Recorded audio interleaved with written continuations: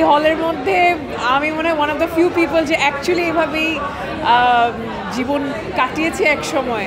তো আমার কাছে ওই জায়গাগুলো খুব বারবার মাথায় আসছিল, আর এই কিছুটা অপরাধবোধও ফিল করেছি এই other side of the story দেখে। মানে এটা আসলে আমার কাছে মনে হয়েছে যে ওই সময়টাকে সুন্দর করে ইনক্যাপসুলেট করতে পেরেছিল।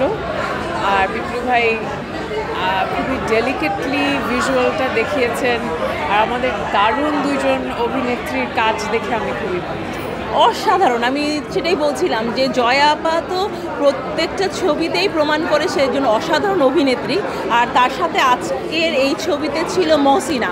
ওয়ালটন আবারও মিলিনিয়ার অফারে ওয়ালটন ফ্রিজ কিনে আপনিও হয়ে যেতে পারেন মিলিয়নিয়ার। মিলিনিয়ার ছড়াছড়ি দেশ জুড়ে, এটা শুধু ওয়ালটনই পারে।